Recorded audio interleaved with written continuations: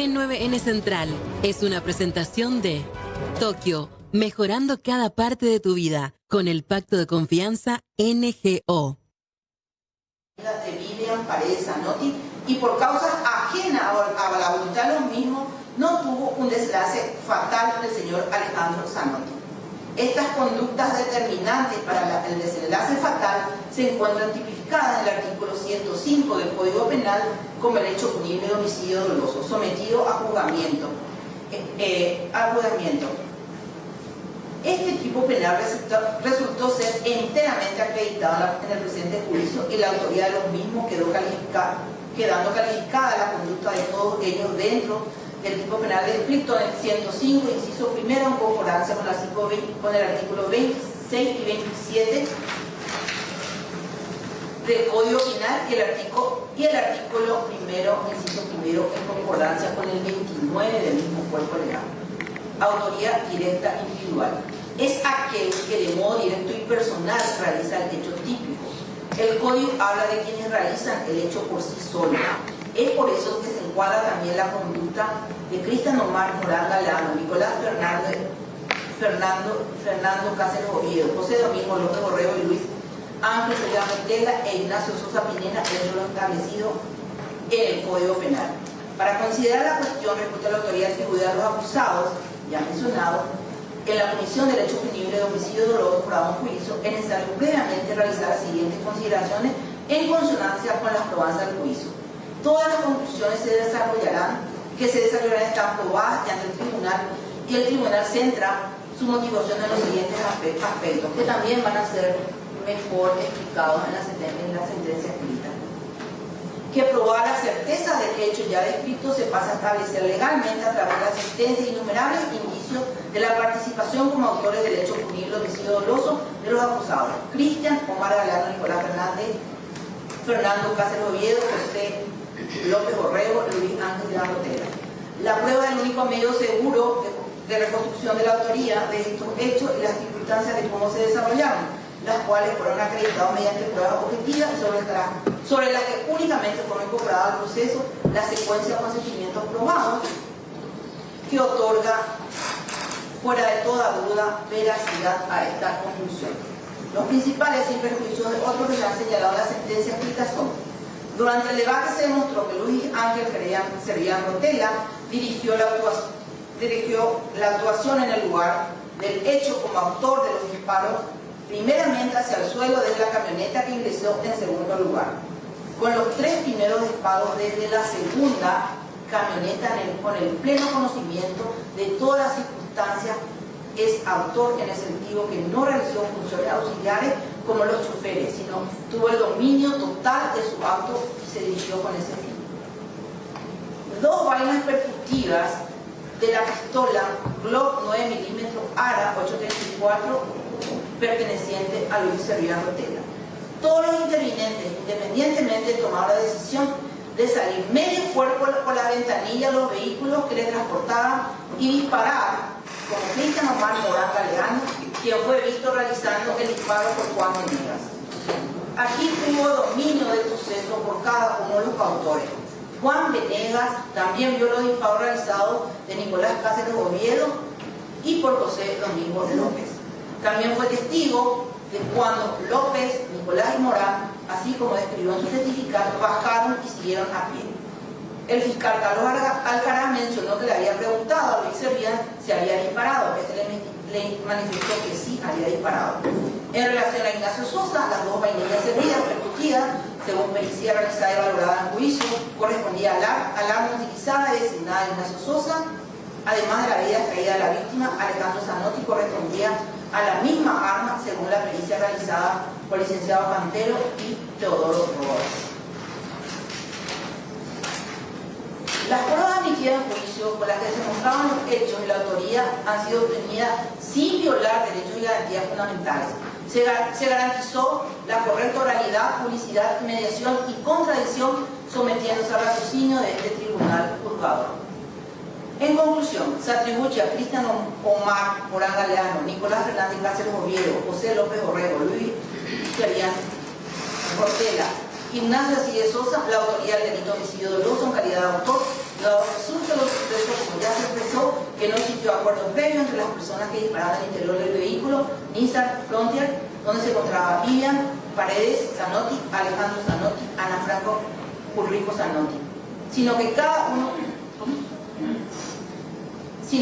uno de ellos asumió una conducta individual apta a provocar los resultados típicos del homicidio doloso. En cuanto a lo mencionado por la agente fiscal en relación a la aplicación del artículo 70 del Código Penal, considera este tribunal que no es viable, en razón que no se estudia la cantidad de víctimas, sino las conductas de los acusados. En su defecto, se debió haber incursionado la conducta dentro del tipo agravado del artículo 105 del Código Penal, circunstancia que no se dio en este juicio oral y público. 17:06 de esta manera el Tribunal de Sentencia del Área Central está dando a conocer el veredicto de primera instancia de este juicio oral y público que tiene como principales acusados a varios exagentes de la SENAT que en su momento, en el año 2016, habían irrumpido en un establecimiento en Nueva Italia, en un cañaveral, realizando varios disparos y acribillando una camioneta de una familia propietaria del inmueble y que dejó sin vida a la pequeña Vivian Paredes Zanotti Cavazzoni. Todo apunta a una elevada condena. Aníbal Espinola, ¿cómo estamos? Hola, Silvio. Un saludo a toda la audiencia. Bueno, ¿quiénes son los que, o para quiénes se pidió la aplicación de pena carcelaria? Ajá. Hace 6 años que todos ellos ya están presos. Sí. De hecho, que los 2 conductores de los móviles de la Senat fueron ya sobreseídos. Eso ya aclaró el tribunal. Sí. 22 años de cárcel pidieron para Nicolás Fernando Cáceres Oviedo, Cristian Osmar Morán Galeano y Luis Ángel Servián Rotela, quien era director de operaciones de la Senat. O sea, era el jefe de todos. Jefe operativo. Sí, también se pidió 22 años de cárcel para José Domingo López Orrego. 23 años de cárcel se pidió para Ignacio Alcides Sosa Pineda, quien sería el que disparó. Y 11 años de prisión para Emilio José Bol Sánchez y José del Rosario Sánchez López. Estos son los 2 conductores que ya fueron sobreseídos. La fiscal, la que lleva este juicio, es Olga González. La querella de mi abogado Miguel Ángel Mendívil. Por esta... Sí, muchísimo. Pero, y el Tribunal de Sentencia está compuesto por la presidenta Gloria Garay, a quien le estamos viendo leer la sentencia. 1 mes de juicio. Sí. Los otros integrantes del tribunal, dilaciones, Julio Granada y Leticia de Gasperi, son los integrantes de este tribunal de sentencia. Destacamos el detalle, digamos, de que la presidenta del tribunal está dando lectura, está leyendo, porque lo que se estila y lo que señala el dispositivo legal sobre la materia habla de que el tribunal tiene que dar una explicación sucinta, resumida, de las principales situaciones, explicar lo que se probó en el juicio, la responsabilidad del acusado o de los acusados y determinar la pena que corresponda aplicar. Sin embargo, como es un juicio bastante complejo, 1 mes de juicio ya. 1 mes de juicio, entonces... En el alegato inicial, la Fiscalía... Alegato inicial es cuando comienza el juicio. Cuando comienza el juicio, habló de homicidio agravado. Sí, doloso. Doloso agravado. Al final, en el alegato final, valga el término redundante, homicidio simple. O sea que... Hasta 20 años nomás. Agravado era mucho más que Pero 20. sin embargo, en su petición de pena la Fiscalía requiere hasta 23, ¿verdad? 23 y 22. Bueno, ¿seguimos escuchando? Sí. La pena justa a serles impuesta por este tribunal en forma unánime es de 15 años de pena privativa de libertad que se cumplirá en la prisión militar de Viñascue en libre comunicación y a disposición del juzgado de ejecución.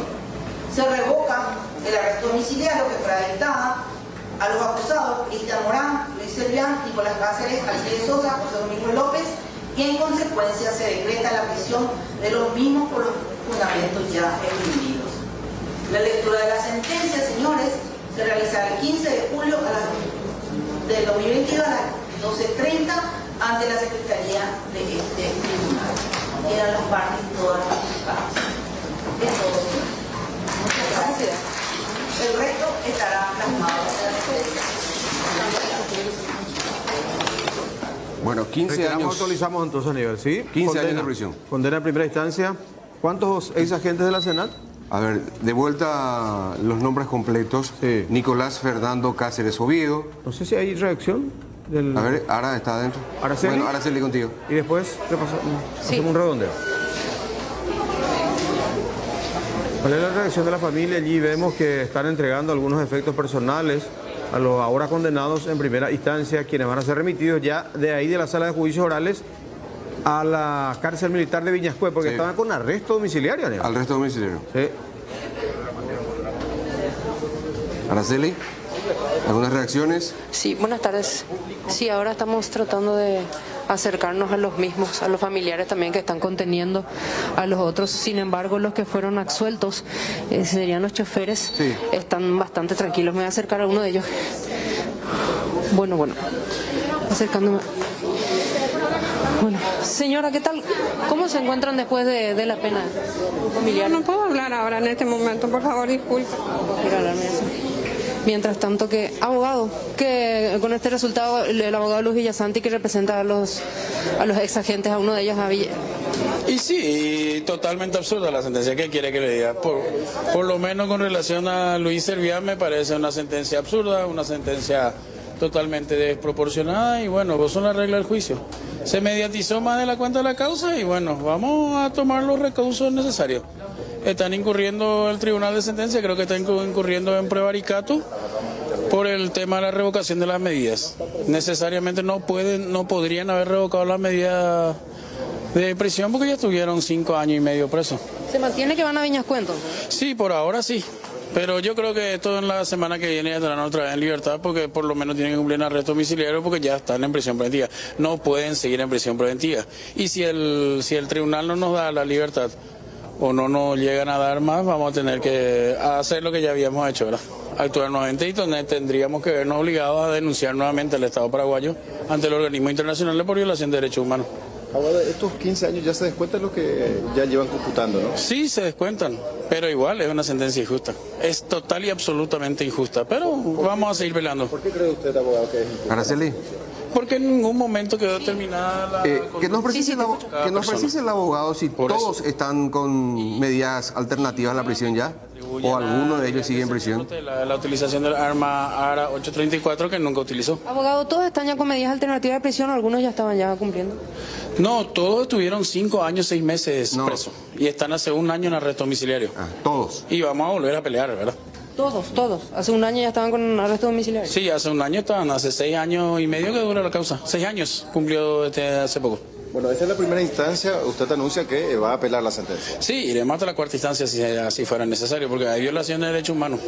Nuevamente nuestro país se expone a sanciones internacionales.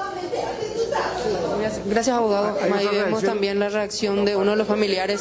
Vamos a acercarnos. Ella sí. Doctora, después doctora, de vuelta me costó este circo. No hablar, por favor. ¿Y dónde están los jefes y los subjefes? Vamos a respetar, Es una vergüenza, se tiene que saber la verdad. Respeten, vamos a hablar, dije. Ahí retirándose también, luego de haber escuchado Se también la entiende que es sentencia. Sí, que es familiar de uno de los condenados, ¿verdad? exactamente. Es familiar de uno de los condenados. Ella estaba bastante nerviosa, ¿verdad? Sí, muy alterada. Sí. Ujú.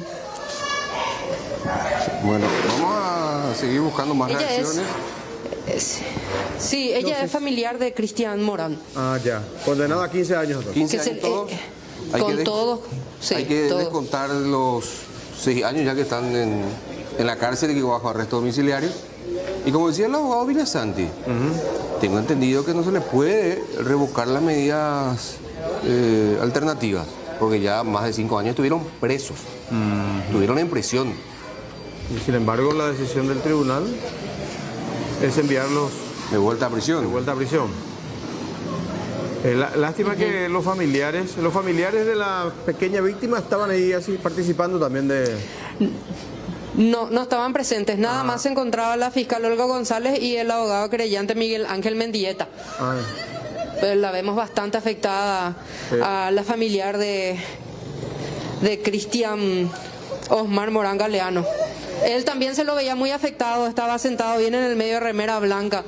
Se lo veía muy afectado también cuando escuchó su sentencia y durante todo el juicio. Y ella debe ser su esposa, ¿verdad? Y lo más probable. Sí. Vamos a tratar de cruzar la ruta para poder llegar hasta el abogado querellante y ¿el consultarle abogado también si es o que... la representante de la fiscalía? Sí se puede, ¿verdad? También, creo que ambos, exactamente. Ellos ya se están dirigiendo, están cruzando la ruta, dirigiéndose a su automóvil, porque salieron rápido también cuando los familiares empezaron a reaccionar de esa manera. Vamos a tratar de agarrarlos para poder consultarles también si ellos están de acuerdo con el veredicto, con lo sentenciado, teniendo en cuenta de que habían pedido 23 años inclusive para Ignacio Alcides Sosa Pineda, de quien se pudo identificar que la bala que recibió Alessandro, el tío de la pequeñita, era de su arma. Provino de su arma, exactamente. Vamos a tratar de acercarnos.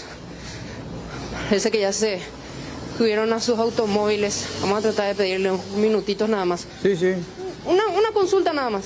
El abogado Miguel Ángel, ya vamos a acercarnos a su automóvil para poder conversar con él. De esa manera también tener su parte. 23 años habían solicitado ellos y también a los otros exagentes 22 años en total. Vamos a ver si es que... Abogado, bueno, antes de que se retire, con lo veredicto, con la sentencia, ¿cómo están ustedes por parte de la querella? Y en realidad no estamos tan de acuerdo. Creemos que también los choferes debieron de ser condenados, ¿verdad? En relación a los demás, sí, creemos que es justa la condena. Y bueno, voy a hablar con la familia. Vamos a ver si la familia quiere apelar. Y vamos a leer los fundamentos in extenso que vamos a leer el próximo día, el 15. Bueno, compañeros, ahí ya les escucha también el abogado Miguel Ángel Servín. Sí, doctor Sí, doctor Silvio Cuevas y Aníbal Espíndola acá de Canal 9 Noticias. Estamos en el noticiero central, estuvimos acompañando la lectura de la sentencia en gran parte al menos. Entonces va a depender de la familia si es que se recurre en apelación este veredicto de primera instancia. Así es, Silvio. Sí, sí. Así es, Silvio. Yo debo después hablar con la familia. También quiero decirle que todo el tiempo se le estuvo revictimizando a la familia. Ellos quieren dar ya vuelta de página. Después de 6 años, creo que hoy por hoy en parte se hizo justicia para Vivi, también para Alejandro Zanotti, ¿verdad? Que son los que... Lastimosamente Vivi falleció y Ale se salvó de milagro, ¿verdad? Eso es lo que se demostró acá en el juicio oral. Se salvó de milagro el señor Alejandro Ulrico Zanotti y también su señora Ana Franco de Zanotti, ¿verdad? ¿Por qué digo que todo el tiempo se les revictimizó? Ustedes vieron, ellos no vinieron hoy a escuchar el veredicto porque ustedes ya se dieron cuenta que cuando termina el juicio oral, después ellos otra vez quedan desprotegidos. Ellos están desprotegidos hoy por hoy. Ellos temen por su vida. Ellos son una familia tradicional, viven en Guarambaré. Ellos apostaron a la ciudad. Son una familia que dan trabajo en la ciudad. Son conocidos. Son gente de bien. Entonces... Lo que pasó con ellos es una tragedia y bueno, nosotros como querella adhesiva y como dice el nombre, nos adherimos a lo que hace el Ministerio Público, ¿verdad? Ellos son los titulares de la acción y también contar un poco que la fiscal del caso que ahora le tocó sostener la acusación no es la misma que llevó el caso de la investigación, ¿verdad? Doctor, es cierto al igual que esta querella, ¿verdad? Sí. Doctor, ¿es cierto que en el alegato inicial la fiscalía habló de homicidio doloso agravado y en el alegato final simplemente de un homicidio simple?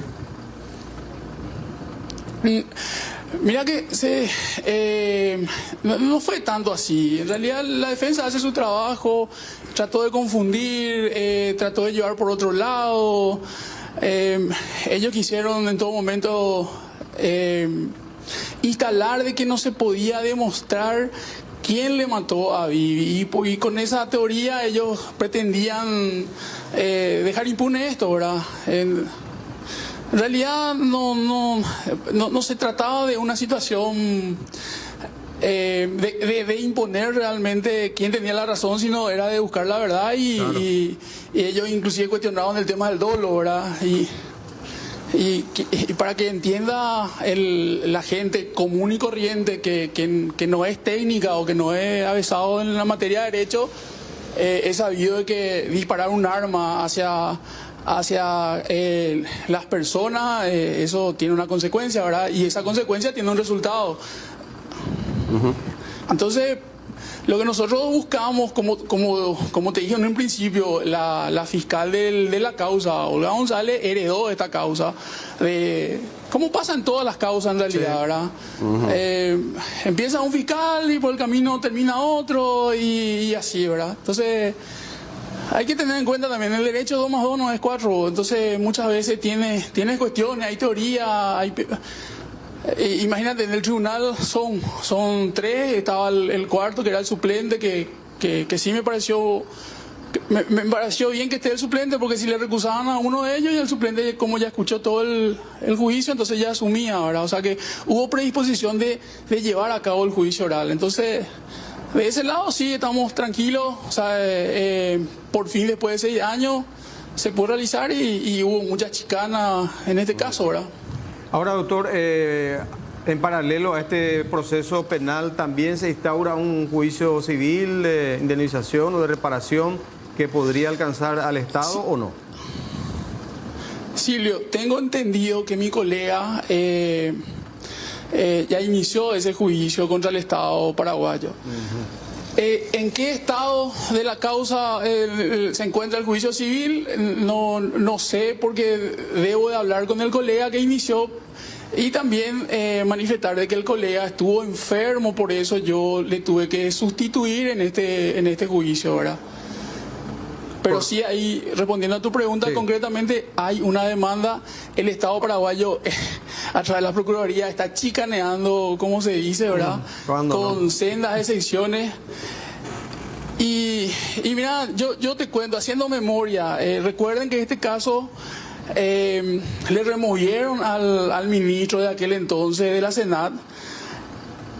También quedó demostrado, Silvio, que inteligencia de la Senat se equivocó, sí, mal, lejos, y ellos no estuvieron en el proceso. O sea que los informes de inteligencia de la Senat hay que atender, hay que revisar y hay que hacerle responsable a los que firman esos informes de la Senat. Claro, solamente se le procesó al grupo operativo. Claro, imagínense, ellos llegan al lugar, ellos tenían la información de que el patrón iba a estar en la zona y ellos se abordaron directamente a dispararle a la camioneta, y la camioneta tenía un logo de la azucarera Felsina. Si realmente inteligencia funcionaba, iban a saber que era de la azucarera Felsina. Ahora, doctor, el director del operativo en aquel entonces era el fiscal, Carlos Alcaraz en ese caso. ¿Y qué pasó con el fiscal? Mira que se trata... ¿No tenía que haber sido por lo menos investigado, procesado, no sé? Mira, Silvio, yo, como te vuelvo a decir, a mí me tocó asumir esta representación ya en el juicio oral y público.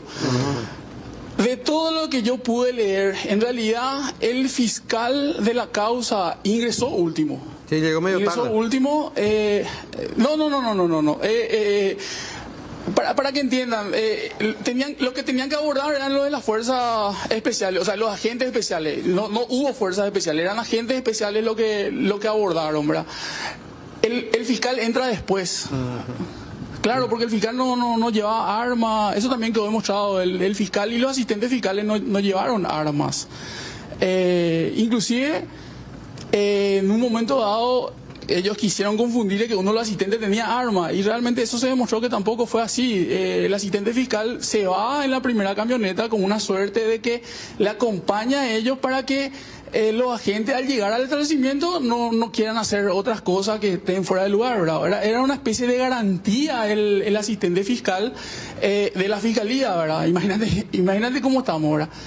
Pero la responsabilidad, eso se trató de instalar de que el fiscal era el director del procedimiento, pero en realidad el fiscal es el director de la investigación, no del procedimiento de abordarle, de aprehensión, de búsqueda de droga, no, eso es de los agentes de la Senado, en este caso, o de la policía, ¿verdad? Bueno, gracias, doctor, muy amable, gracias por su tiempo. No, gracias a ustedes, porque una vez más, gracias a ustedes, gracias a la prensa, yo creo que se presionó para que haya justicia, ¿verdad? Correcto, doctor, muy gentil, hasta la próxima. Parte. Gracias, doctor. Hasta la próxima, gracias. Gracias, Araceli. Gracias, compañeros. Hasta luego. Bueno, repetimos esto. Reiteramos que esto se desarrolló en el juzgado de primera instancia en la sede de San Lorenzo. En bueno. Capilla del Monte. Repetimos. Sí, los 5. Nicolás Fernando Cáceres Oviedo, Cristian Osmar Morán Galeano, Luis Ángel Servián Rotela, José Domingo López Orrego e Ignacio Alcides Sosa Pineda, todos condenados a 15 años de prisión por la muerte de la pequeña Vivian. ¿Y los absueltos? Los absueltos son los conductores de los móviles de la Senat en aquel entonces, Emilio José Val Sánchez y José del Rosario Sánchez López. La decisión entonces de este tribunal de sentencia en forma unánime, entendemos, Aníbal, ¿verdad? Sí, creo que sí. Los 3. Sí. Y después, que se conoce después de la tramitación de un mes de juicio oral y público, proceso que llevó 6 años para que se dicte este veredicto en primera instancia, y lógicamente esto se va a ir recurriendo en otras instancias superiores, Cámara de Apelación, Corte Suprema. Y decir que todos los condenados ya se les revocó la medida de prisión domiciliaria y de vuelta a la cárcel militar de Viñascue. Un punto objetado por el abogado defensor diciendo que ellos ya estuvieron más de 5 años incluso bajo prisión preventiva, o sea, en la cárcel, y que ya no corresponde que vuelvan a ella. Bueno, otros temas. Sí. Hablando de condenados. Sí. Carlos Soler, ex diputado por Patria Querida, condenado a 4 años de cárcel. Sí, efectivamente. El ex diputado, ex gerente de créditos del INDER, Carlos María Soler, fue sentenciado a 4 años de cárcel por cohecho pasivo agravado. Ahí dice coima. Extorsión. Extorsión y tráfico de influencia. Y tráfico de influencia. Sí. El otro que fue condenado a 3 años y medio de prisión es Enrique, ¿no? Sí. Gómez de la Fuente. Gómez de la Fuente, sí. 3 años y medio. Sí, por extorsión y cohecho. Sí, por parte del Tribunal Especializado en Delitos Económicos, Elsa García, Claudia Criccioni y Yolanda Morel. Enrique Gómez de la Fuente, quien fuera director regional del INDER en el Chaco, porque el INDER tiene directores regionales en todos los departamentos. Supuestamente, este caso que se inició en octubre del 2019, los hoy condenados en aquel entonces supuestamente habían pedido a un ganadero $125,000 para anularle una adjudicación y titularle esa propiedad, esa fracción a otra propiedad de 3.900 hectáreas. O sea que fabricar un título, ampliar el territorio. Y bueno, después se detectó aquello aparentemente y surgieron las denuncias y el proceso penal que ahora también conoce un veredicto en primera instancia. En este caso, los 2 condenados no van a ir a prisión. Se les mantienen las medidas cautelares, es decir... Hasta tanto quede firme, si es que quede firme. Sí, así mismo. Vamos a ver cómo transcurre este caso. Y estamos aguardando la decisión del Tribunal Superior de Justicia Electoral con relación a la concertación nacional. Ustedes habrán visto ya esta mañana, hubo una movilización importante sobre la avenida Eusebio Ayala de los integrantes de la concertación. Cerraron por momentos media calzada. Sí, señor. Generó inconvenientes en el tránsito, lógicamente. Ahí están las imágenes. Sí. El apoderado de la ANR, uno de los apoderados, Eduardo González, recusó al doctor Jorge Guarín González, recientemente designado miembro del TSJE. Por unanimidad. Él fue designado del Senado por unanimidad. Sí. No, yo pensé que te refería a la recusación. No. Por eso. Y en su primera intervención... Ya lo recusan. Ya lo recusan, vale. Y todo indica que es a los efectos de dilatar, ¿verdad? porque se esperaba ya para hoy. No, y hoy vence el plazo. Hoy vence el tiene que plazo. resolver. O sea, pero esto, los habría ministros que ver si César ya se Rosell. integró con otro... No, los ministros César Rosell y. ¿Cómo es? Jaime Stark. Sí. Tienen la potestad de resolver la recusación en contra de su colega. Y Ya y habilitarlo nuevamente. A que habilitarlo intervenga. rápidamente y resolver esta En caso de que cuestión. rechace la recusación, ¿verdad? Sí, en caso de. Así es, estamos pendientes de este tema. Hablamos del operativo Morfeo. 4 imputados son, Fidencio Arce, Celestina María Sosa, Lilian Chena Sánchez y Leonardo Acuña. Fueron imputados por la Fiscalía ante las sospechas de violar la ley que hace mención a la comercialización de ciertos fármacos, drogas peligrosas. En ese sentido, hay que señalar de que la Fiscalía requirió prisión preventiva para Arce y para Acuña por el grado de responsabilidad de los mismos en las conductas investigadas. Esa es la situación. Y a esto hay que agregar que como una suerte de continuidad del operativo se dio lo de la detención también de un hombre que habría, o por lo menos a su nombre figuran 2 empresas de maletín, que había adquirido un lote importante de Precursores químicos. Sí. Pero se señala que podría ser prestanombre de uno de los propietarios de esta farmacia. Por allí está la cuestión. Sí, señor. Fíjate, vos en la farmacia, en la estructura de la farmacia, ¿no? O sea, no. Las Acá cerca farmacias. están estas Cerca del hospital militar. Sí. Ahí está, una de las farmacias. Pero no tienen las características de las grandes cadenas, ¿sí?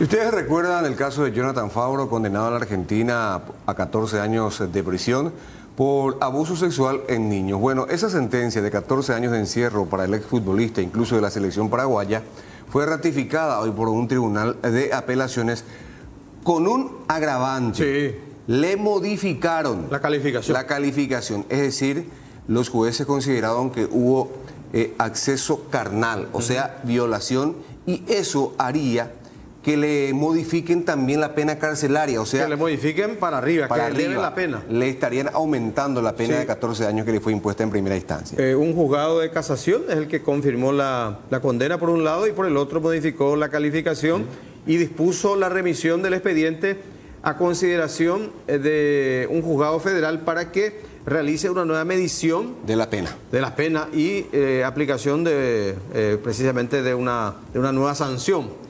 Y esto implica que se le va a elevar la condena de 14 años que fue ratificada por ahora.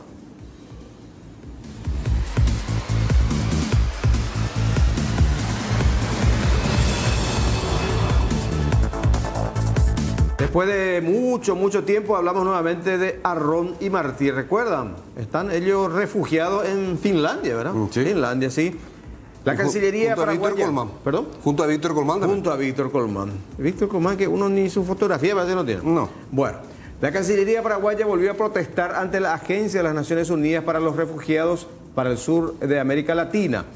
La concesión del estatus de refugiado y reasentamiento, tanto en Uruguay como en Finlandia, de Juan Arrón, Anuncio Martí y Víctor Colmán.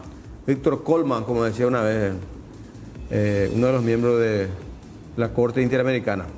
Acusados y con orden de captura internacional por el secuestro, recordamos, de la señora María Edith Bordonde de Bernardi. Cancillería expresó que llama la atención el papel de ACNUR y el respaldo a los 3 acusados considerados secuestradores. Precisamente se vuelve entonces a reiterar esta protesta oficial del Estado paraguayo contra o ante ACNUR en este caso.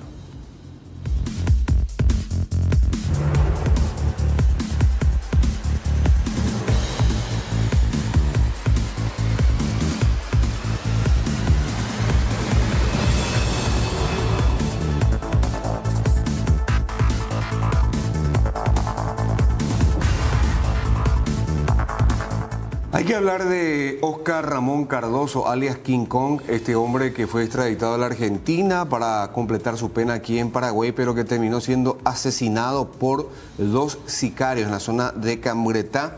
En este sentido, la defensora general, la defensora pública general, la doctora Segovia, dispuso la apertura de una investigación preliminar para la defensora Cintia Vigo, en cuya vivienda Oscar Ramón Cardoso, alias King Kong, cumplía el arresto domiciliario. Cintia Vigo es defensora pública en Caazapá. En Caazapá. Y es esposa, Aníbal, sí, de, Carlos Walter Méndez. ¿Y quién es Carlos Walter Méndez? Es el hombre que conducía la camioneta en donde estaba como acompañante. Viajaba King Kong. Sí, aquel domingo fue eso en Campetá, cuando salían de un sitio donde se hacía carrera de caballos. Cuando que King Kong debía guardar arresto domiciliario. Y por alguna circunstancia se dispuso que ese arresto lo guarde en la casa de la defensora pública. ¿Por qué razón? Hay una jueza que tiene que dar una explicación también. No solamente la defensora pública tiene que ser investigada acá, sino la jueza que determinó que Oscar Ramón Cardoso guardara arresto domiciliario. No se sabe luego por qué arresto domiciliario. Sí. Porque creo que él tiene varios cargos también de homicidio, incluso acá en nuestro país. Pena pendiente de cumplimiento. Porque él viene de Argentina para eso. Él creo que llegó un sábado de la Argentina y para el domingo la jueza de Caazapá ya le fijó su 242, su audiencia de imposición de medidas. ¿De dónde se ha visto eso? Esas son las cosas que hay que investigar, no solamente a la defensora pública, como bien ya lo dijiste. Y para terminar... María Auxiliadora... de la localidad de María Auxiliadora. Karina Ruiz Díaz es la jueza. Karina Ruiz Díaz, bueno... señores de la Superintendencia de la Corte Suprema de Justicia... Tomen nota, investiguen también a la jueza Karina Ruiz Díaz. Van a decir que forma parte de su potestad jurisdiccional, pero es muy extraño que tampoco se haya percatado que el arresto domiciliario lo iba a cumplir en la casa de la misma defensora pública. Que le estaba asistiendo a King Kong. Suponemos que le asistió, ¿verdad? Aunque no sabemos si fue ella la asistente, la que le asistió legalmente. O sea, hay demasiadas cosas que ver. Pero este vehículo corresponde a los sicarios, supuestos sicarios. Los sicarios que se desplazaban, que fueron detenidos después. Uno de ellos, supuestamente relacionado con el atentado que sufriera y le provocara la muerte al intendente de Pedro Juan Caballero, José Carlos Acevedo. Sí, señor.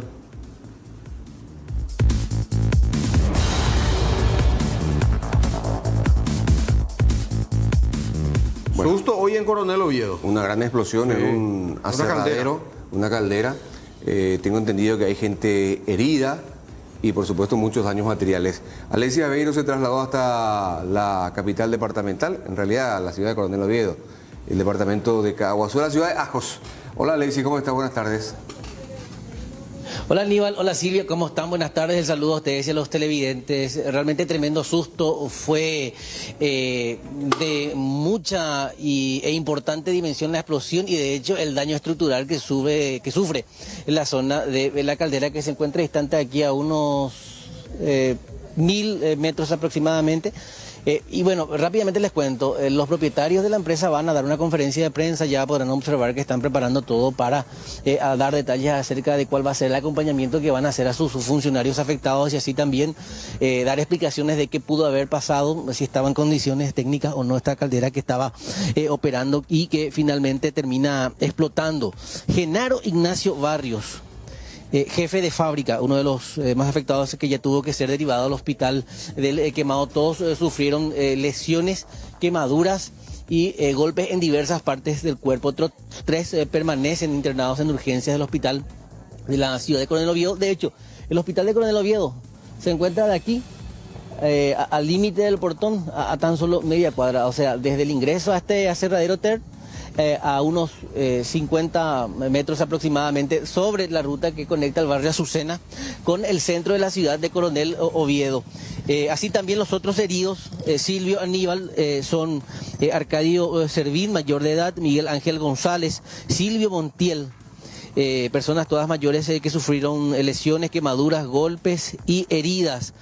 Bomberos voluntarios de esta ciudad estuvieron trabajando a lo largo de la tarde también para sofocar las llamas. Es decir, si hablamos de madera y si hablamos evidentemente del material combustible que hace funcionar la caldera, hablamos de muchos propulsores de fuego que ya fue controlado. De hecho, también decían que siguen trabajando los bomberos voluntarios en el área siniestrada. Una vez concluida la conferencia de prensa, nos van a permitir el acceso a la zona y después también vamos a tratar de conversar con gente aledaña para saber si hubo daños en las estructuras de sus viviendas, porque como pueden ver en las imágenes de circuito cerrado y en otras imágenes, uno puede dimensionar, si bien no se escucha, la gente dice que la explosión de estruendo fue realmente tremendo y se escuchó prácticamente en toda la ciudad. Es decir, la presión ejercida, el fuego, y así también cuando se trata de un elemento como este, realmente uno puede entender el gran susto que se produjo. Maru, bombero voluntario, además de periodista, estuvo trabajando ya desde el principio, inclusive accediste porque tuviste que trabajar en el rescate de las personas. ¿Qué trabajo hacen los bomberos ahora, Maru? Ya para estas horas, Alexis y televidentes, las dotaciones de bomberos se han retirado completamente del lugar siniestrado, pero sí hasta hace un momento, hasta las 16 horas aproximadamente, continuaba el trabajo de remoción, de enfriamiento, justamente para evitar que los focos de incendios de alguna manera se reaviven y también para asegurar la estructura. ¿Escuchaste la explosión?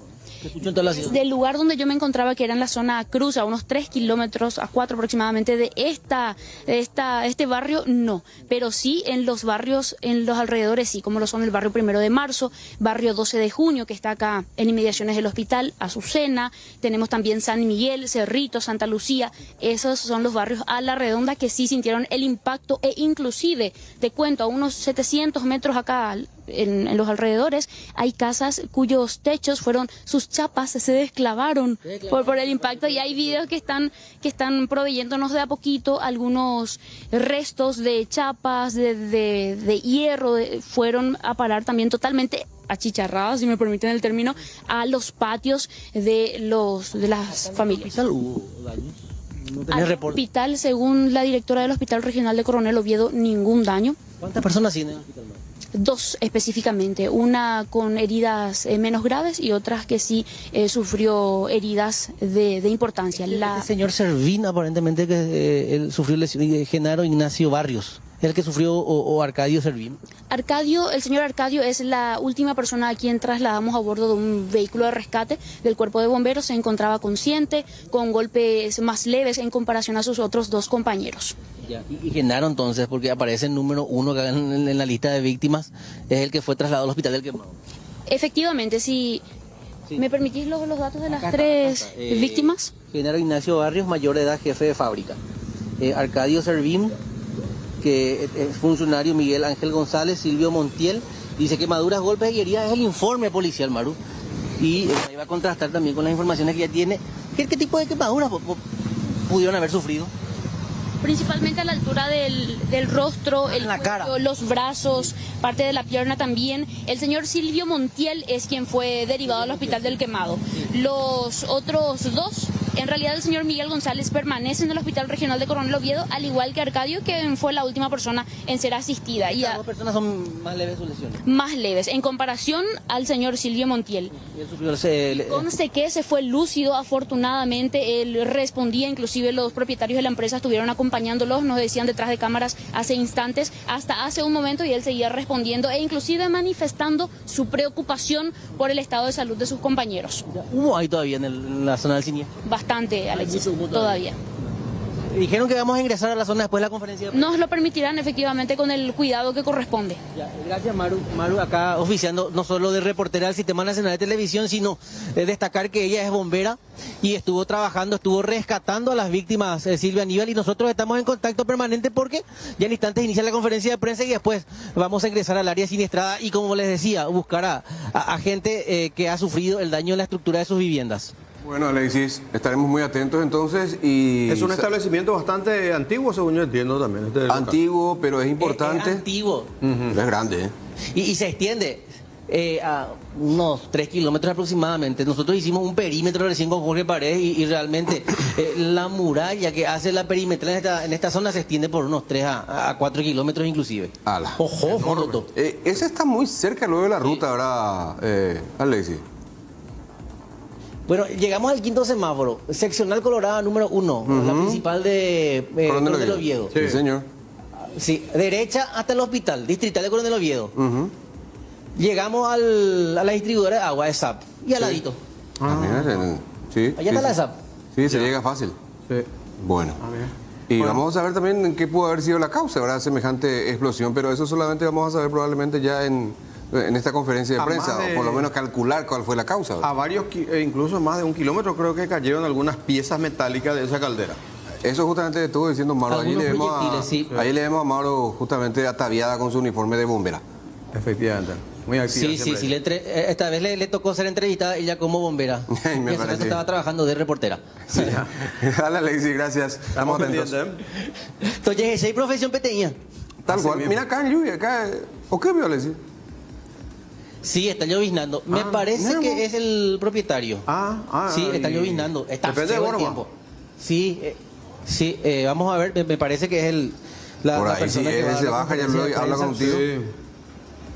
Por ahí ya que... Están pues acá los muchachos, los colegas y de repente pues uno también respeta el trabajo de los compañeros que juegan de locales. Checo visitantes mientes y nada. Sí, tenés razón.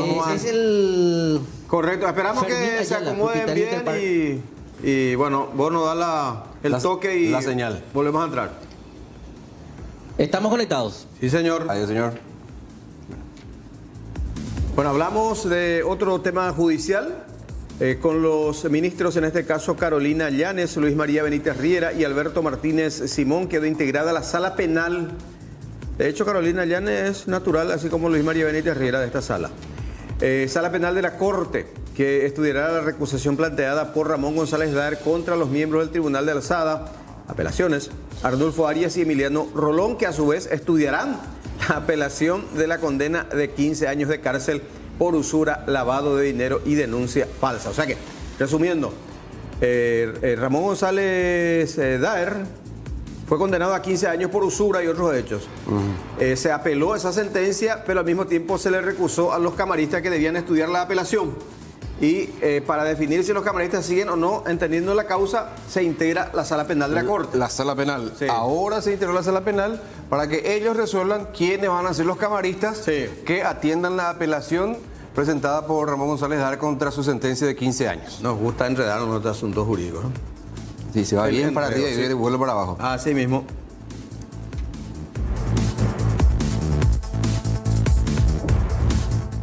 El próximo martes, el comandante de la Armada Nacional, Carlos Velázquez, al igual que el presidente del Banco Nacional de Fomento, Manuel Ochipinti, deberán presentarse ante los integrantes de la Comisión Bicameral de Investigaciones Antilavado. Es para que brinden informes justamente acerca de la lucha contra el delito de contrabando.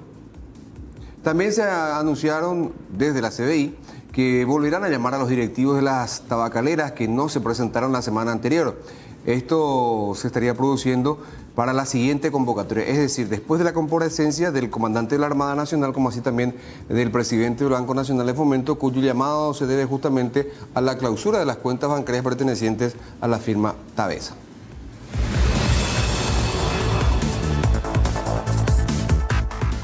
Bueno, vámonos de vuelta hasta Coronel Oviedo. Está iniciándose esta conferencia de prensa por parte de los propietarios de este establecimiento maderero. Alexis, adelante. Sí. Capitán Servín, estamos en vivo para Canal 9 Noticias. La conferencia por parte de ustedes, tratando de aclarar unas situaciones con respecto a lo ocurrido. ¿Le escuchamos, capitán? Muy bien. Muchísimas gracias a la prensa por interesarse por el accidente que tuvimos, lamentable, ¿no es cierto?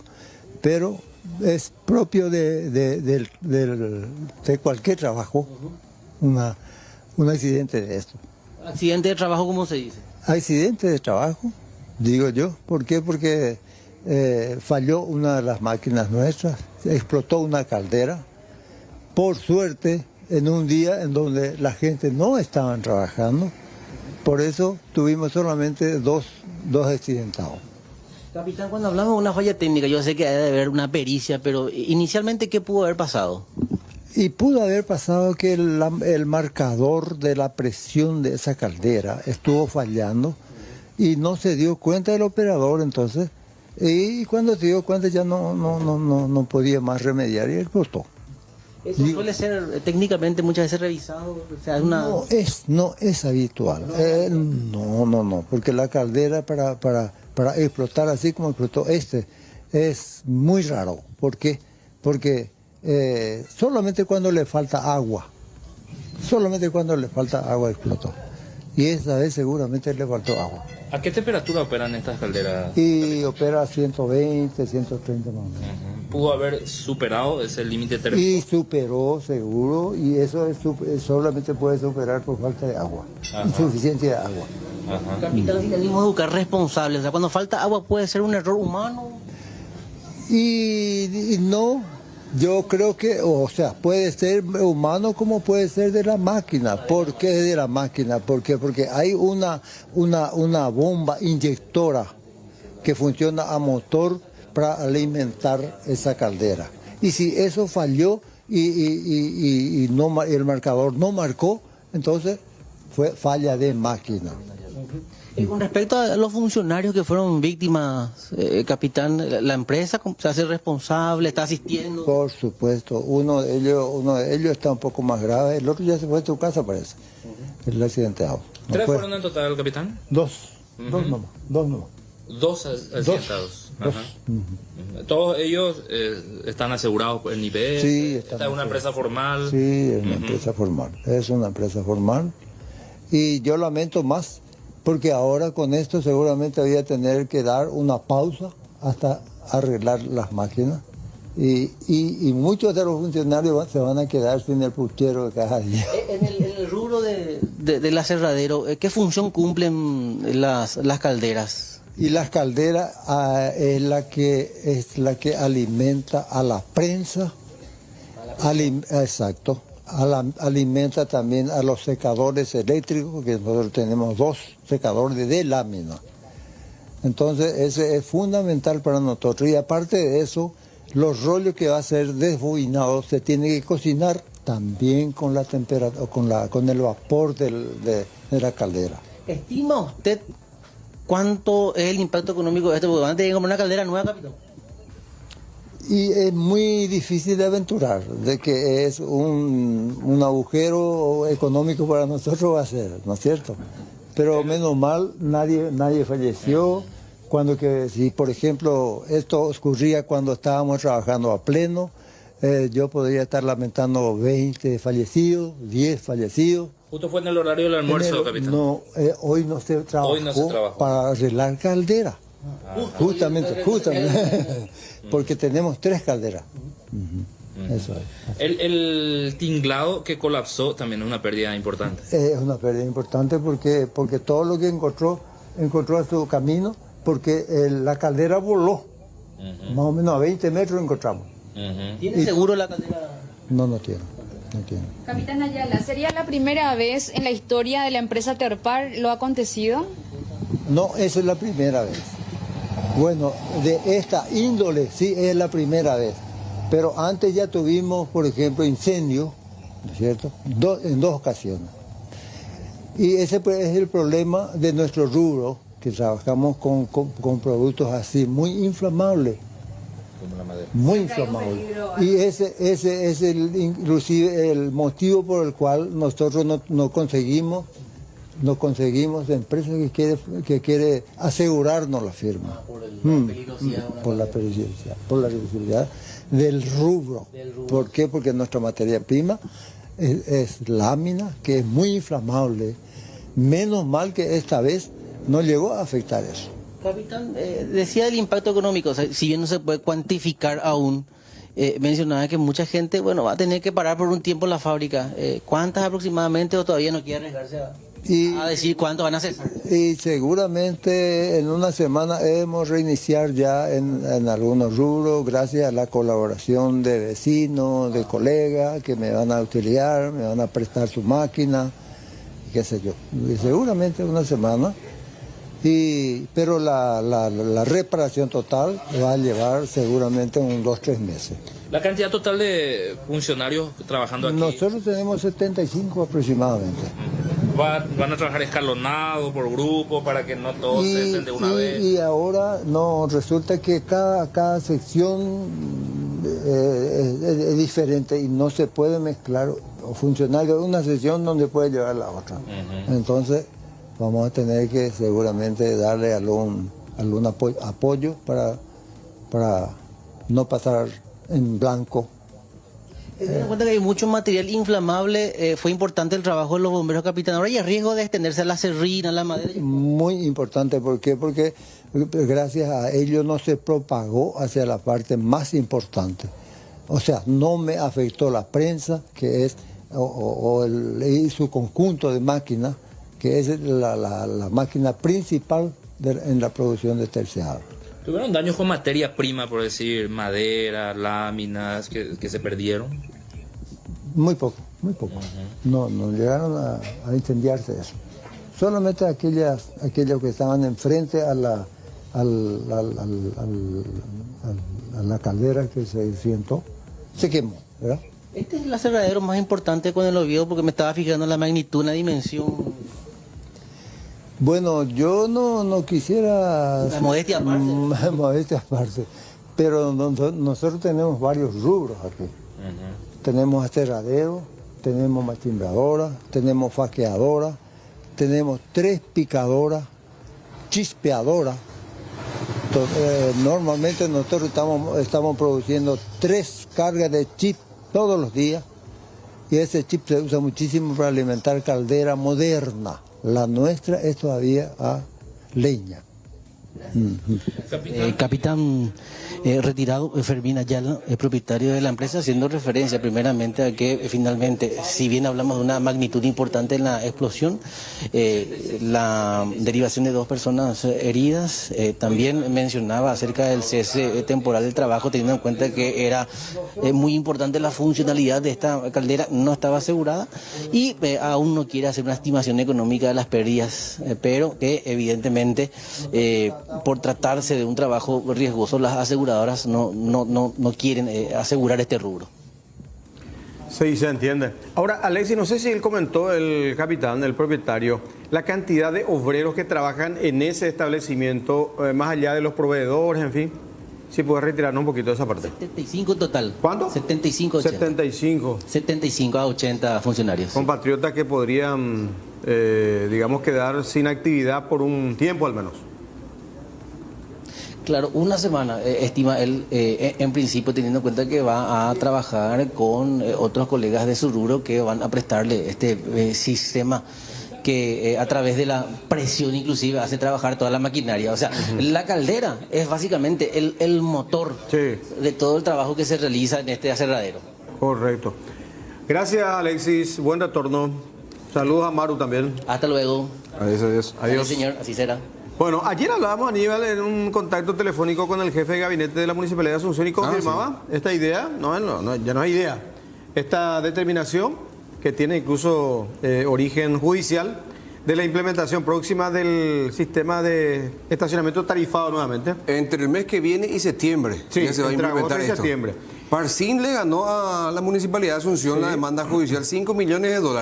Pero ya no es Parsin la empresa o el consorcio que va a explotar el estacionamiento. Otra persona jurídica. Sino que su derecho cede a otra empresa. Pero Parsin, tengo entendido que es el resultado de una adjudicación, una licitación. Cuestionada también en su momento. Un proceso licitatorio, ¿verdad? Sí. Bueno, y así nomás, el que fue adjudicado va a ceder su derecho. Y por lo visto que permite, no sé si el contrato, la licitación en sí misma, en fin, pero hablamos desde el punto de vista de los cuidacoches, porque estos quieren un porcentaje. Quieren un porcentaje y desde la municipalidad aclaran que los conocidos como cuidacoches no recibirán, dice, porcentaje alguno cuando sea aplicado el estacionamiento tarifado en Asunción. Tampoco pasarán a formar parte del plantel de funcionarios que se va a hacer responsable del servicio. Esto aclaró Benito Torres, de la Dirección Jurídica de la Municipalidad. Habrá que ver realmente qué va a ocurrir con estos Ahora, ¿trabajadores se les puede decir? Y sí. ¿Prestadores de servicio? Porque hay Prestan un muchos servicio, cuestionamientos también hacia... un supuesto servicio de cuidado te ofrecen. Sí, por lo menos te cobran. Sí. Pero tampoco se hacen cargo de algún daño siniestro o robo, sí, o hurto, en fin. Pero es el tema del momento también.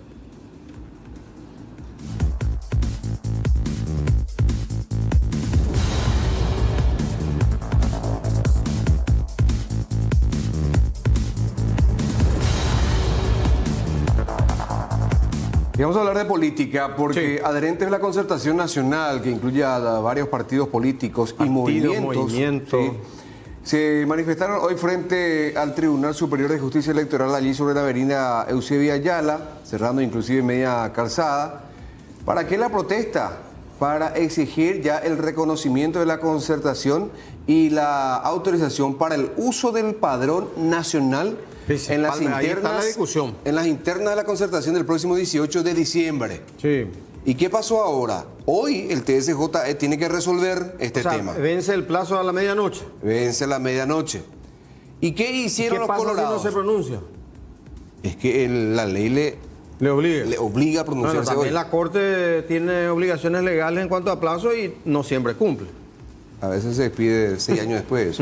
Bueno, le decía, hoy tiene que expedirse al Tribunal Superior de Justicia Electoral, pero los colorados, ¿qué hicieron? Le recusaron al doctor Jorge Bogarín González, nuevo integrante de este tribunal, a quien incluso en el Senado por unanimidad le designaron y hoy ya le perdieron la confianza y lo recusaron los colorados. Pero sus otros dos colegas, Rosell y Vestar, tienen la potestad de resolver, de rechazar o no la recusación en contra de Bogarín González. Si aceptan, si consideran que es válida la recusación en contra de Bogarín, tendrá que algún integrante del Tribunal Electoral de la capital, de la primera o segunda sala, pasar a integrar el TSJ y resolver este tema de la concertación. Acá tenemos jueces fiscales, jueces electorales. Hay también, digamos, una segunda instancia, o ya directamente el ministro de la Justicia Electoral el que toma intervención. No, se hizo un per saltum. Se saltó la instancia. Ya. Porque el Tribunal Electoral de la capital pues tenía que resolver este tema. Sí, sin embargo por la... Y los representantes de la concertación plantearon al TSJE abocarse. Es el término. Sí, abocamiento, sí. Un abocamiento, o sea, saltar la instancia y ya directamente... ¿Cuál es el alegato de la concertación? Ustedes. Que sean ustedes, debido a la premura del tiempo. Debido a la premura. Y también la implicancia que esto conlleva, ¿verdad? Pues, porque esto, lo que se resuelva esto hoy, no tiene precedente. Lo que resuelva hoy el Tribunal Superior de Justicia Electoral, sí o sí va a llegar a la Corte. Sí, y ahí hablando de precedentes, el reciente fallo de un juzgado electoral de Itapúa, digamos, habilitando la concertación departamental de Itapúa y también en consecuencia al uso del padrón abierto, es lo que la concertación principal, digamos, espera que se pronuncie en el mismo sentido. El TSJ. Itapúa. Sí. Misiones. Ajá. Paraguarí, Cazapá y creo que Cordillera. Para mí también. Sí. Ya son 5 departamentos donde... En el mismo sentido. En el mismo sentido, tribunales electorales dijeron, reconocen a la concertación y admiten el uso del padrón nacional. Bueno, los colorados no quieren saber nada de que el padrón nacional se utilice en las internas de la concertación de diciembre próximo. Y esa es la discusión. Estamos expectantes. Por ahí, después en el siguiente bloque, más adelante hablamos con Carlos María Lubetich, por ejemplo, ¿verdad? Porque él suele ser el vocero. Aunque nosotros ya conversábamos con él en radio y no quería hablar del tema, se excusó en reiteradas ocasiones de opinar del tema. Pero alguien tiene que hablar. Y sí, ya incluso algunos medios escuchaban en radio. Pedían hablar con algún vocero, a ver qué medidas se tomó con relación a la recusación en contra de Jorge Bogarín González, y decían desde la Dirección de Comunicaciones de la Justicia Electoral que ninguna persona salió o autorizó a que hable a alguna persona de la Dirección de Comunicaciones. No hay ningún vocero autorizado. Yo cuando venía esta tarde al canal, solo decía Ayala al pasar allí, ya, o sea, vi muy poca gente ya. Sí. Máximo 15 personas. Aunque montaron un toldito ahí, una bandera paraguaya, pero ya, o sea, no ya la cantidad que se tenía al mediodía. Pero estamos expectantes.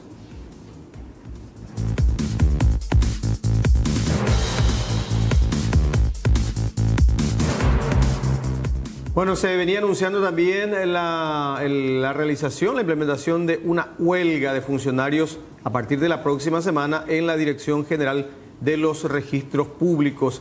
No sé si tenemos el tuit de la directora general, la doctora y notaria Lourdes González, señalando que hay una suerte de tregua y que los servicios van a ser normales, digamos, la próxima semana. Y se instala como una suerte de, ¿cómo que le llaman? Comisión permanente, una cosa de negociación, digo. El que está llevando a través desde la Corte, digamos, la conversación es el doctor Manuel Ramírez Candia. Manuel Ramírez Candia, sí, que es el involucrado desde la máxima instancia judicial. Ahí está precisamente el informe de la doctora Lourdes González, directora general.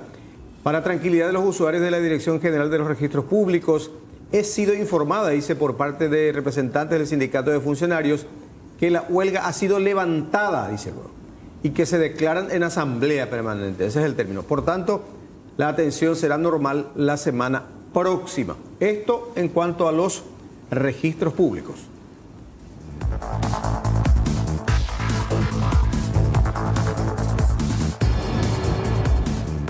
Bueno, 18:06, Yario. Nos pasamos, ¿eh? Sí, señor. Es que tenemos muchas informaciones compartidas. Todavía no hablamos de Yassi, su extradición, a la vuelta. ¿Y película fue el traslado? Sí. ¿Qué te parece? Bueno, tiene varios cargos que responder allá en los Estados Unidos. Y acá políticamente ya se está utilizando su ida a los Estados Unidos. Ya te imaginarás de quién. Seguro. Con esto nos vamos a la pausa, 18:07.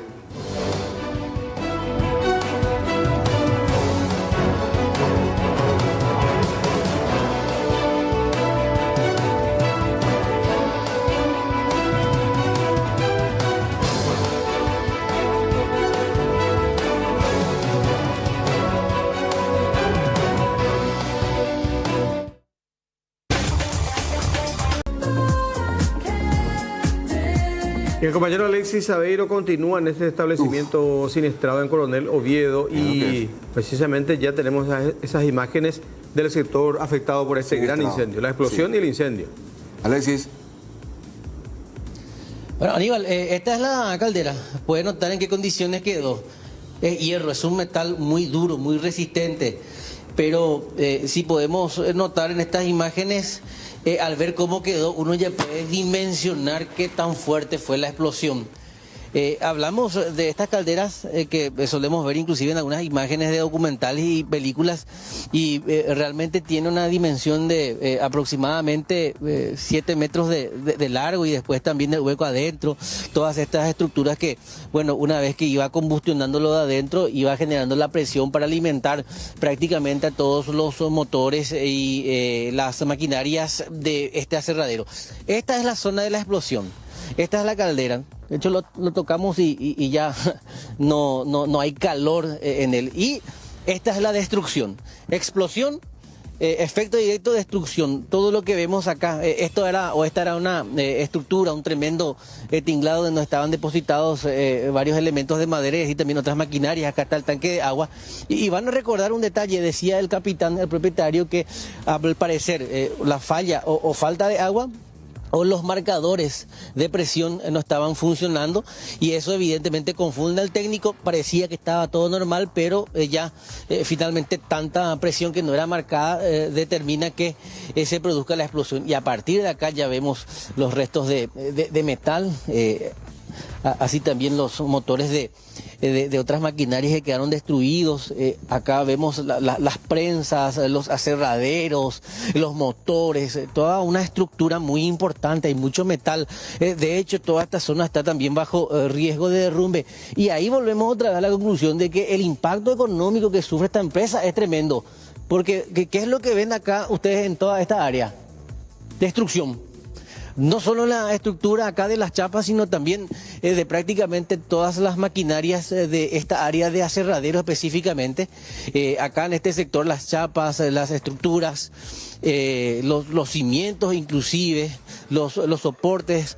Acá todavía también parte de esta caldera que salió de restos y hay cables. Estamos teniendo cuidado también acá.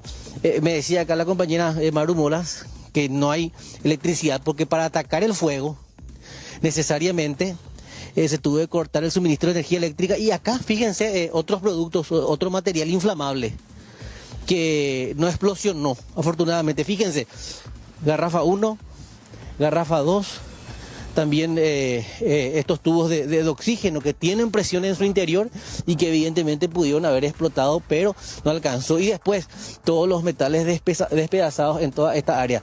Acá, esta sería la chimenea o el área de distribución de todo el vapor que genera la energía necesaria para atender, Jorge. Ahí hay cable.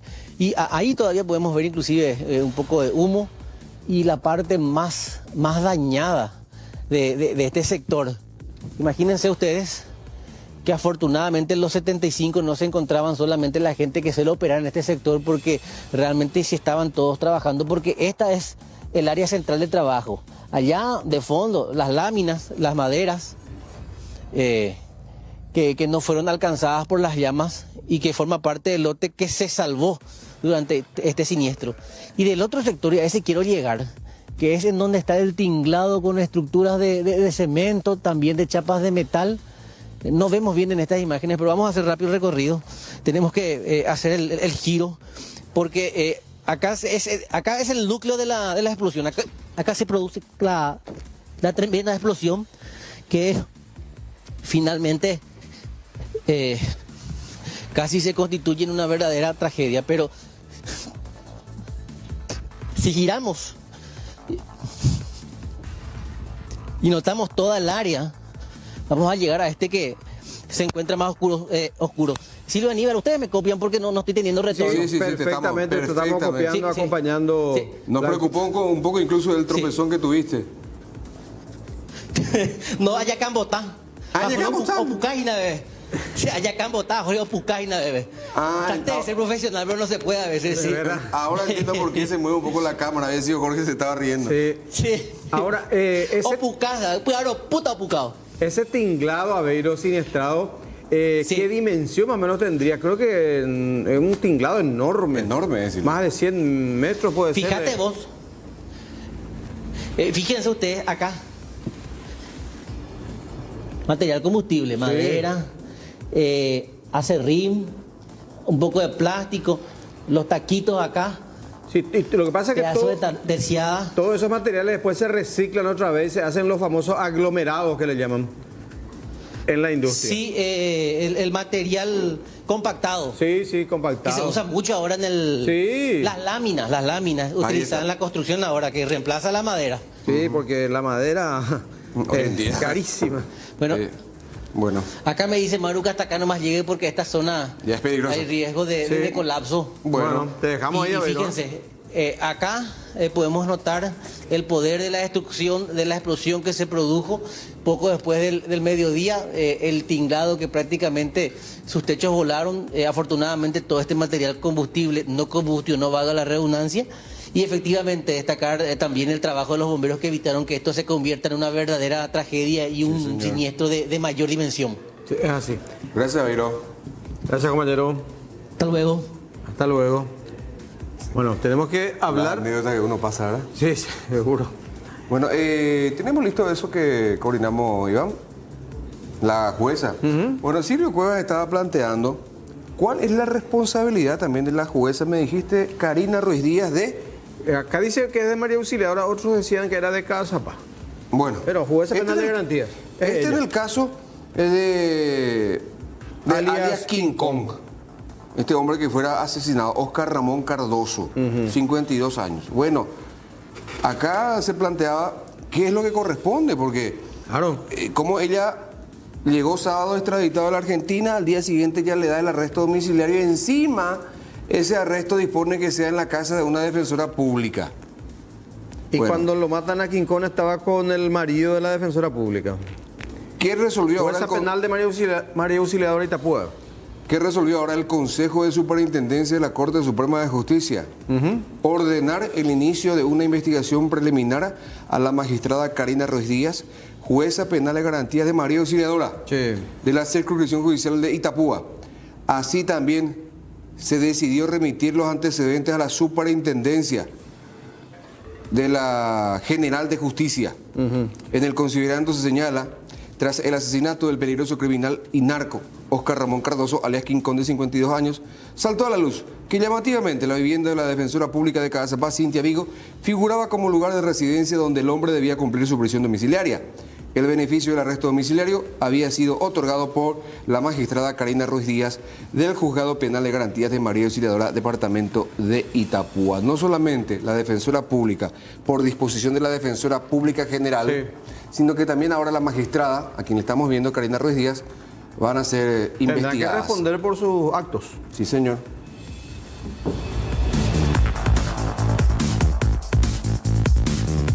Ahora sí tenemos que hablar de este ciudadano brasileño de origen libanés que por varios años operó en la capital del Alto Paraná. Mohamed Hassan Iyasi. Sí, exactamente. Ya fue extraditado a los Estados Unidos. Este es el momento en que sale el vehículo, el blindado de la Policía Nacional, que lo llevaba hasta el Aeropuerto Internacional Silvio Pettirossi. En realidad hasta el espigón presidencial. Sí, fuerte custodia para este traslado. Recordamos que el hombre había sido detenido ya el año pasado, en Ciudad del Este, en un operativo encabezado por el fiscal Marcelo Pecci. Exactamente, y en este avión. Sí, avión norteamericano, matrícula norteamericana. Lo llevaron hasta los Estados Unidos. Sí, creo estará que en pleno vuelo ahora. Ya, seguro. Tiene que llegar a Nueva York. Este es el momento de la llegada ya al espigón presidencial. Sí. Y el sobrevuelo del helicóptero de la Armada está, ¿no? Tiene varias causas relacionadas al lavado de dinero proveniente de otras actividades ilícitas. Supuestamente, ¿no? Supuestamente. Financiamiento también del terrorismo. Hay que recordar, Silvio, que en una primera instancia, un juez penal de garantías había dispuesto su extradición. Él se negó, apeló de hecho. Sí, a pesar de que en principio había dicho que se iba a someter a un procedimiento de extradición. Apeló, la Cámara de Apelaciones de vuelta confirmó la extradición. Sí, confirmó, sí. Hasta que finalmente el caso, cuando ya estaba en la corte, dijo, no, he decidido irme a los Estados Unidos, y él escuchaba a su abogado, el doctor Casenave, diciendo que es mejor, que su cliente consideró mejor ir a los Estados Unidos porque ahí, según dijo, tiene asegurado que sus garantías serán respetadas, no así ante la justicia paraguaya. O sea, señalando que acá no fueron respetadas esas garantías constitucionales. Ahí lo vemos. Sí. El momento en que ingresa al espigón presidencial, ¿verdad? O sea, el hace un mismo paso sector ahí por donde ingresan las comitivas presidenciales. Pero, ¿por qué ese paso por ahí? No entiendo. Ahí parece que ahí le hacen la inspección, que el procedimiento famoso es de la inspección. Inspeccionado por un médico forense que está en óptimas condiciones de salud para ser alzado ya al avión. Presión 12.8. Sí. Y ahí el momento que lo llevan ya. Lo trasladan ya hacia la escotilla del avión norteamericano que vino expresamente para llevarlo. Recordar que su celda, cuando fue asesinado el fiscal Marcelo Pecci, fue allanada también. Sí. No sé si se había requisado algún celular. Algunos tablets. Sí, algunos tablets celulares. Que se entiende están siendo objeto de pericia, ¿verdad? Hasta ahora no ha trascendido nada. El hallazgo de algún dato relevante. Ahí está, a bordo del avión, van a ver ustedes, ahí está carreteando, o sea, alistándose para ingresar a la pista. Sí. Y luego ya va a proceder a carretear para tomar vuelo.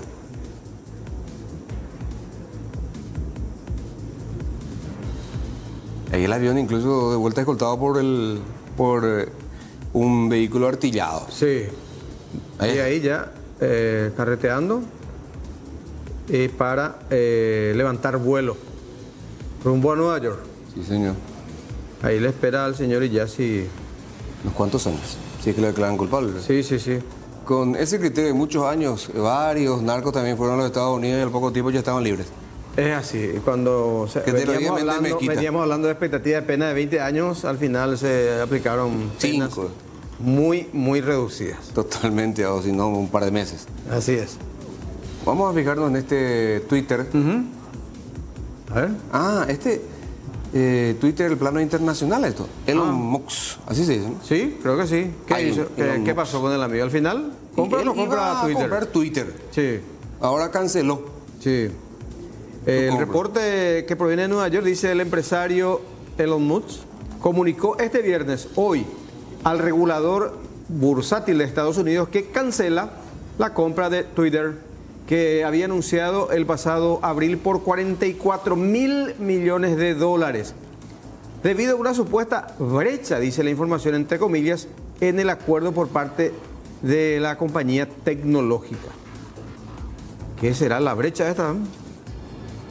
Y solamente ellos. Que la tecnología hizo declaraciones falsas y engañosas al firmar el acuerdo y que no le ha facilitado la información que necesita, dice en otra parte. Las acciones de la red social caían un 6% a las 17:41 hora local, 21:41 GMT. Nada más conocerse la anulación de la compra.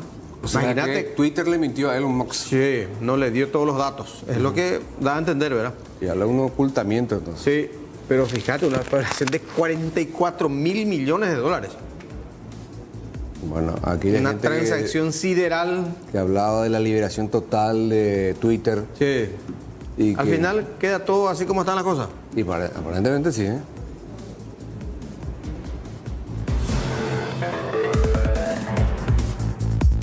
Tenemos que hacer otra pausa. Sí, señor. Venimos en instantes de vuelta.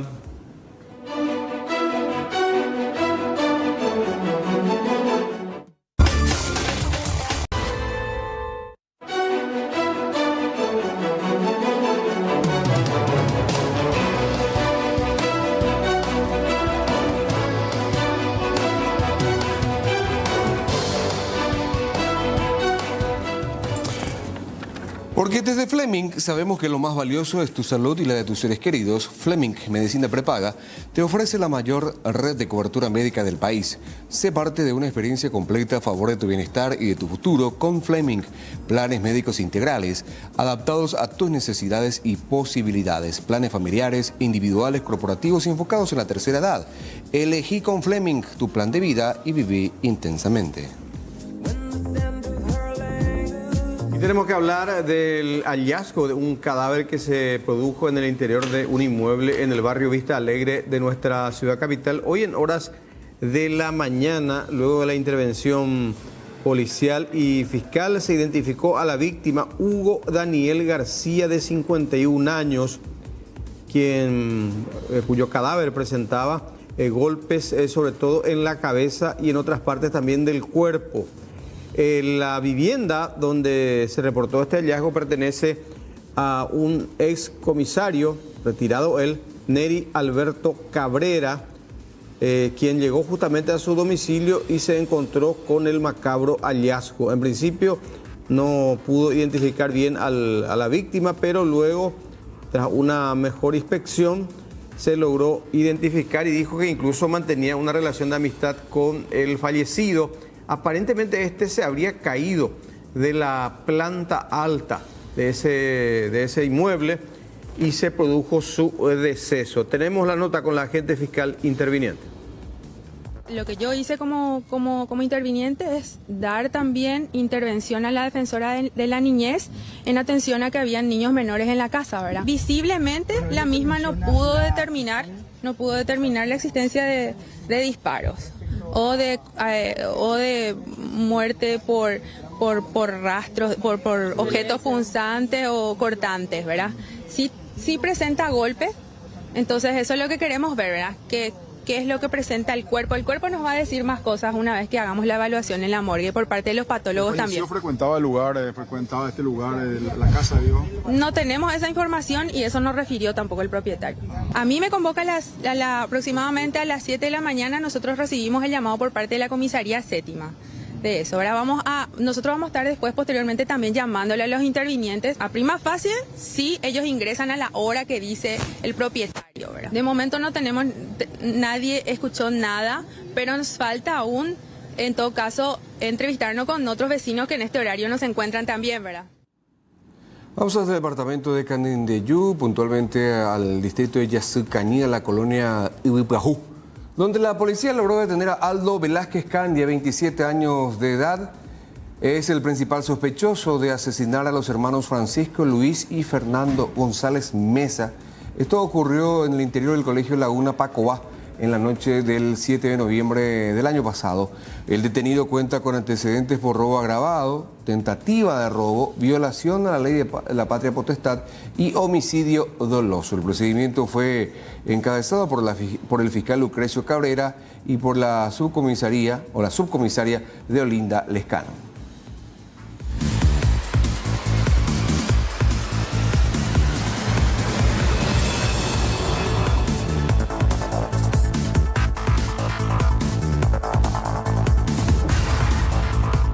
Bueno, 18:39 ya. Hay un aviso meteorológico especial, pero para la zona sur de la región oriental, Cazapá, Itapúa y también parte de Misiones. Lluvias con tormentas eléctricas que está pronosticando meteorología. 18:40, tenemos que hacer la pausa. Usted se da vacaciones, ¿no? Sí. Muy bien, señor. Vacaciones de invierno para acompañar a los chicos también. Me parece muy bien, muy buena decisión. Hay que estar con los hijos. Pero tenemos un reemplazo de lujo, pero eso se van a enterar el lunes. El lunes, sí. Van a ver, ¿eh? Marcamos la pausa. A la vuelta, el completo recuento deportivo y la eliminación de Olimpia. Hay algo positivo, demuestra que somos muy ordenados. ¿Verdad? Porque primero se eliminó el campeón Libertad, luego se eliminó el vicecampeón Cerro, y después el Olimpia, el que salió tercero en el campeonato, también eliminado. Si hubiese ido Guaraní, probablemente iba a pasar lo mismo. Bueno, nos vamos a la pausa. Nos vamos.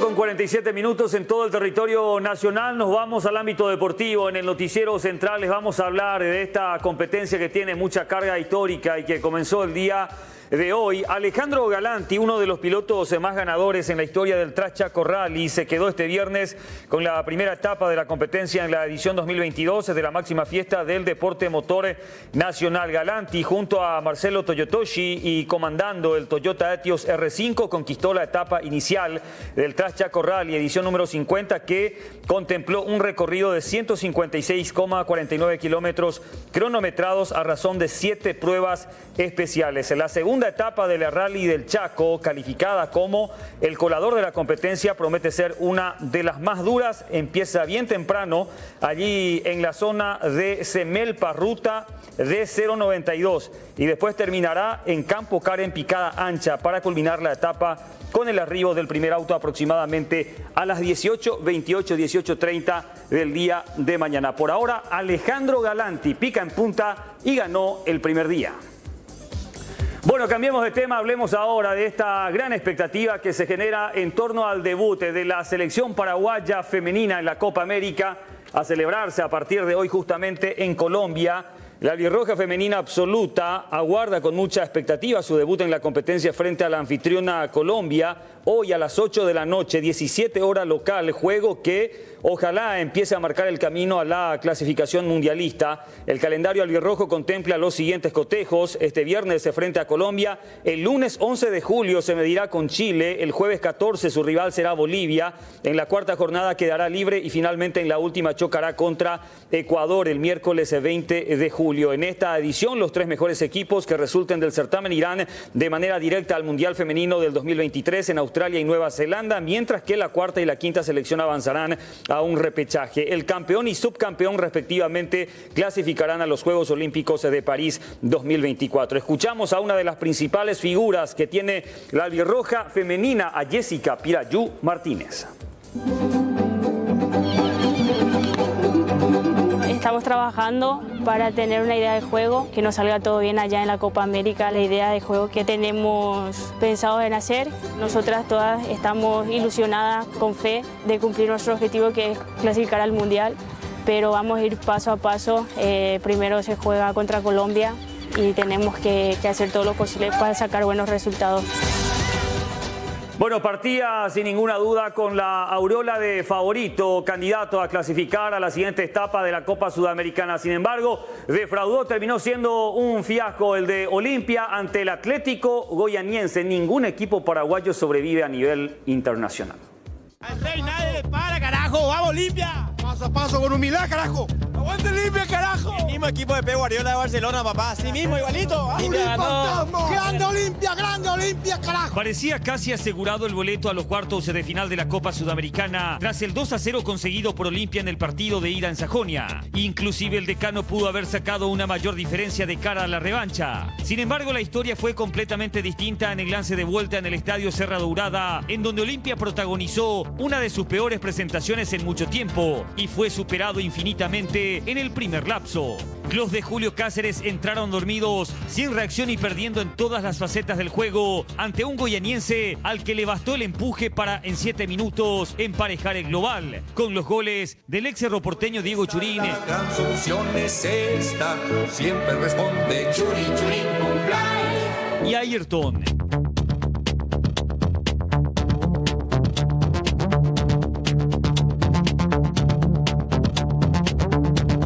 Es más, el cuadro brasileño le pudo haber dado el golpe de nocaut al franjeado, pero falló en la definición. En el segundo capítulo, Olimpia ajustó las líneas y las marcas, neutralizó al adversario que también bajó la intensidad, pero de media cancha para arriba siguió ausente. En todo el partido, el decano no generó una sola chance concreta de gol. En la tanda de penales, esta vez no apareció la figura de Gastón Olveira y Hugo Quintana malogró su ejecución.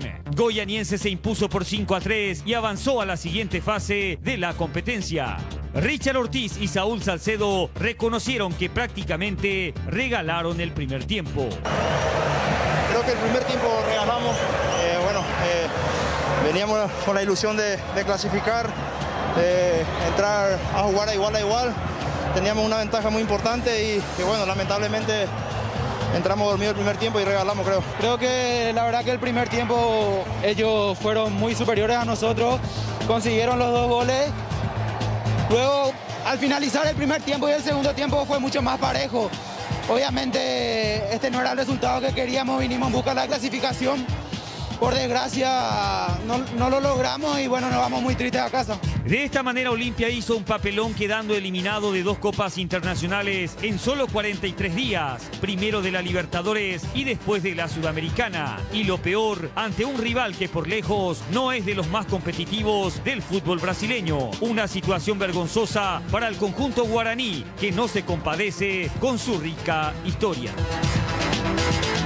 Bueno, noticia en recuadro a nivel internacional. Novak Djokovic ya es el tenista con mayor cantidad de finales a nivel de Grand Slam. El domingo va a definir en Wimbledon.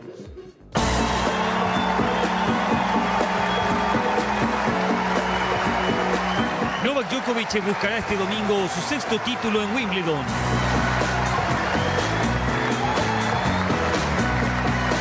El balcánico se impuso en semifinales al estadounidense Cameron Norrie, ante el que empezó cediendo un set para luego darle vuelta al partido por 2-6, 6-3, 6-2 y 6-4, como ya hizo en cuartos ante Jannik Sinner. Sumó así su 38º triunfo consecutivo en la central de All England Club, donde este domingo intentará seguir ampliando su palmarés. No arrancó bien el partido Nole, que empezó cediendo su servicio. Un pequeño despiste que solventó al siguiente juego, consiguiendo el break para volver a igualar la contienda.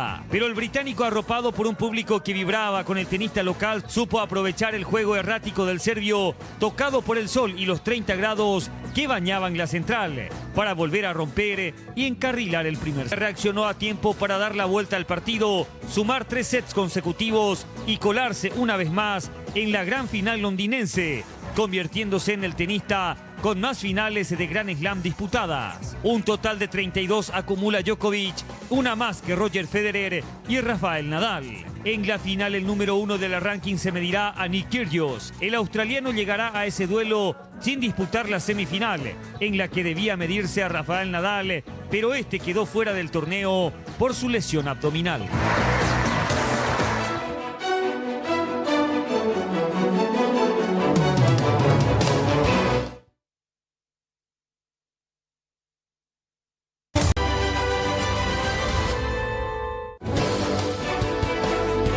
C9N Central, fue una presentación de Tokio, mejorando cada parte de tu vida con el pacto de